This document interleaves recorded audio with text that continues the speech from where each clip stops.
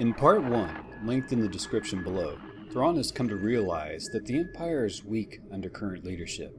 Thrawn sets the stage to betray the Empire, but Vader and the Emperor are no fools, and realize that Thrawn will take the majority of his fleet and attempt to defect, or overthrow the Emperor himself. The Emperor sends Admiral Sloane with a new fleet doctrine to intercept and deal with Thrawn. Meanwhile, Thrawn has escaped from Coruscant by way of some old pirate allies. Let's begin with Part 2 of Thrawn versus the Empire. Sometimes the best tactics are the simplest tactics. The old pirate dreadnought, Stained Saber, pounces from hyperspace right on top of the intended target. The convoy had no time to react since they were at a waypoint calculating a new jump to hyperspace. Turbolasers and ion cannons opened up on the Imperial Victory-class Star Destroyer, normally something that could overpower an old dreadnought. But the surprise was so complete, thanks to Thrawn's flawless intel, that the Victory-class Star Destroyer shields buckle quickly, and thrusters are targeted next. And with a few simple maneuvers, the Imperial ship is outflanked and adrift, with boarding craft en route. The pirates deal with the stormtroopers using disruptor rifles, which are only available on the black market and tend to disintegrate their targets. The entire operation is over in under an hour. Grand Admiral Thrawn sits in meditation in the dark Spartan guest quarters of the pirate dreadnought. Rayate, the pirate commander, signals the Wookiee guard to stand aside. After a polite knock, he enters the quarters. Floating in the air is a hologram of some sort of symbol.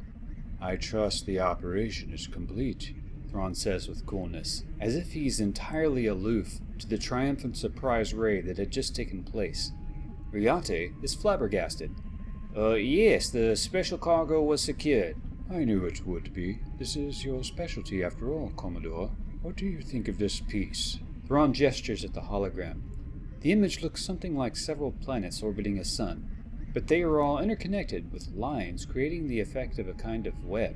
"You're doing that thing again, aren't you?" Rayate comments. "Indeed," Thrawn says with an amused grin. "Whose art are we studying today?" "Well, Admiral Sloane's, of course.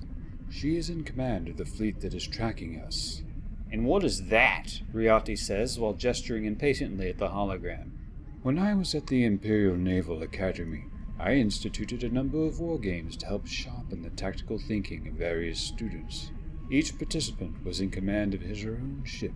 It was an open-ended simulation to see which participants would rise to positions of natural leadership. Sloane was one of the most promising fleet commanders. This is the symbol of her fleet." "Looks like a solar system that a spider worked on." "Sloane is smart, methodical, and temperamental. If someone under her command is incompetent or makes a mistake, she is likely to severely punish or execute them. The advantage of this is that she is able to drive her captains to act in uniformity and flawlessly implement any tactic she has in mind. She is also fast, ruthless, and vengeful. If a ship was lost, she would not give up until the enemy paid for it. Even I suffered defeats against her." "You? I thought you had godlike tactical skills." "No one is infallible, Sloane. Not you, and not even me. I've made a few mistakes in my career, and in some battles, no mistakes at all, but still lost. Such is the way of war. Not all unknowns can be anticipated. Someone will always lose, whether it's you or the enemy." So tell me, what flaws do you see here, Thrawn? "She is almost the opposite of you, my pirate friend. There are 3 basic rings of skill sets to each combatant in any battle, whether it be on the ground, sea, air, or space. The first ring is the individual, independent fighting skills. The second ring is a small group or gang skills, such as the ones that you specialize in. And the third ring are the skills over a mass of combatants, such as an army or fleet. When it comes to starship combat, you, for example, are very skilled in the first and second rings. But due to your fear of accountability, shall we say, you are often unable or unwilling to rally large numbers." Rayate blinks as if uncertain whether to take this as an insult. "Sloane, on the other hand, does not fight unless she has a fleet. In fact, she's incapable of fathoming or thinking about such a fight. These lines connecting these circles indicate interdependence among units, not independence. She is a nearly impeccable fleet commander. If she is so impeccable, then how will you defeat her? Thrawn's red eyes flare. We are going to pull some of these little circles away and break the web. A chirp interrupts Rayate and Thrawn's conversation. The bridge calls to inform them that the cargo has been secured in the hold, and also that the Chimera is inbound. Commodore, did your gang set up the network of hyperbuoys around the Rodinia system? Yes, all 537 of them. Excellent. That should be enough for our needs. Come, let's inspect the cargo before I leave. Thrawn and Rayate examine the special cargo, which illuminates the cargo bay with a soft blue light. Boy, you are right, Thrawn. The Empire has no right to this, especially compared to you. The Empire has no right to a lot of things. Unfortunately, rights are irrelevant when waging war. How long to full maturation now? Rayate examines the readout on what looks like a Bacta tank full of blue fluid. Only 6 weeks, amazing. But it's the brain that won't be developed. No matter. The other cargo you found years ago will help. Inside the Bacta tank is an infant, floating serenely. Its skin is ice blue. On the bridge, the Victory Star Destroyer Harrier, Captain Harkov tugs at his uniform with irritation, as the uniform tended to creep up his neck when a difficult battle was about to begin. Admiral Sloane glances at him and then continues to study the tactical readout. Calm down, Captain. Thrawn is just a man like you. Of course, Admiral. We stand ready to make the tactical jump. Not yet, Sloane says as she studies the skirmish breaking out in the Rodinia system.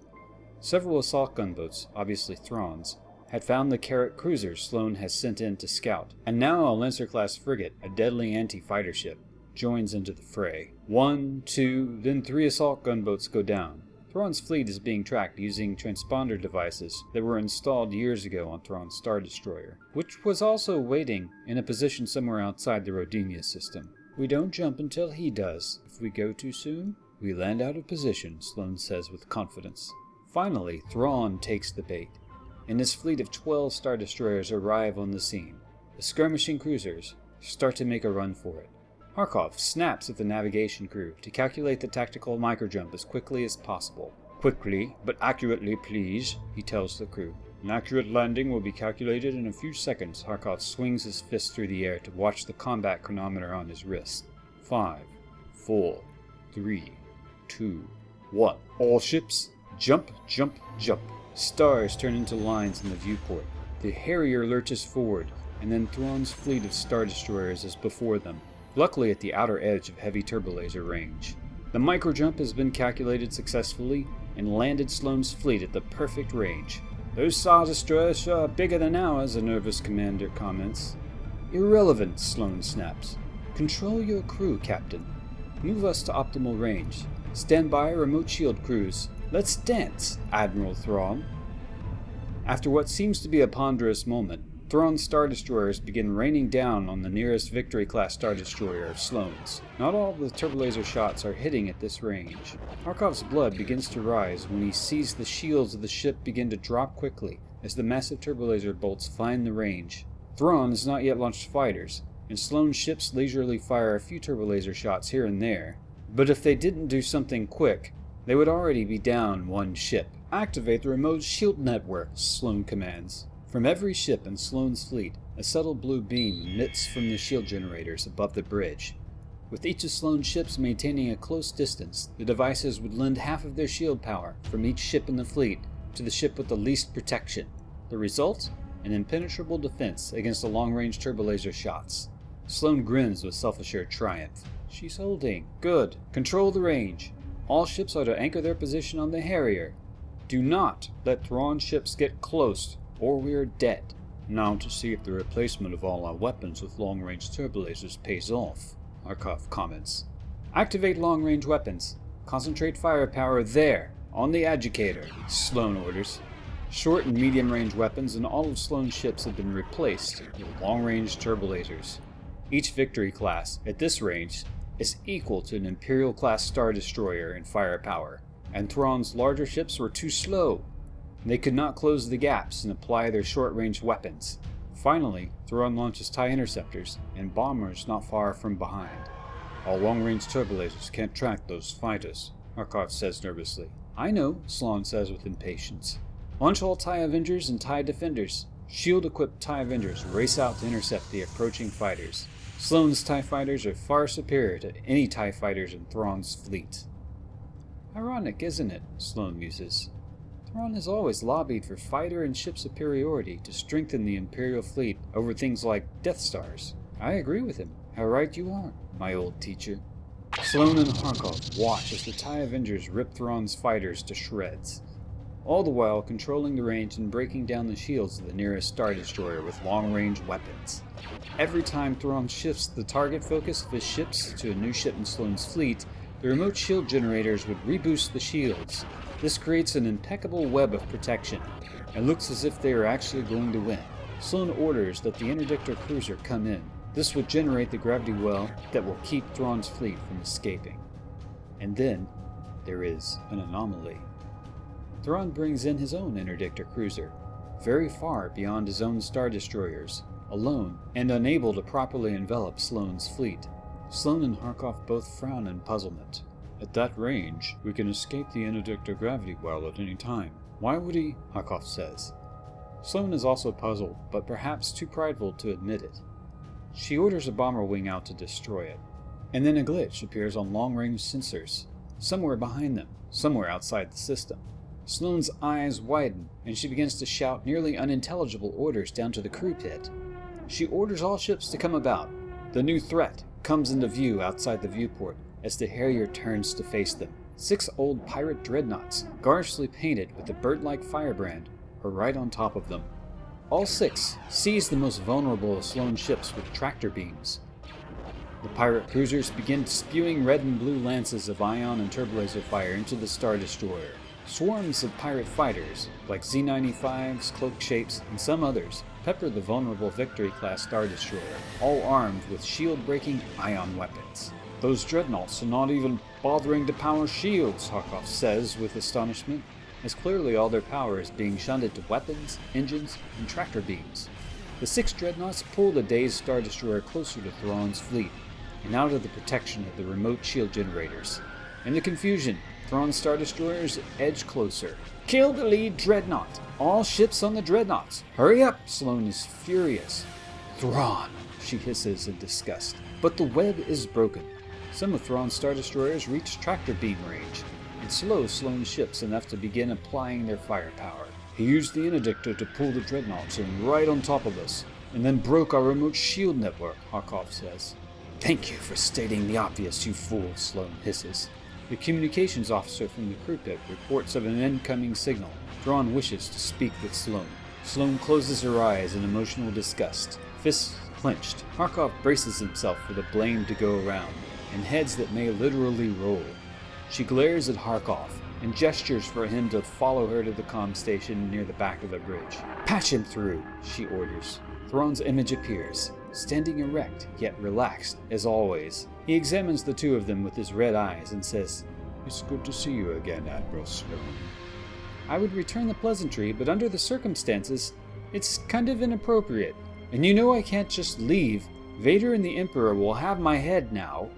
True, but you can defect. Ha! Join you? And then what?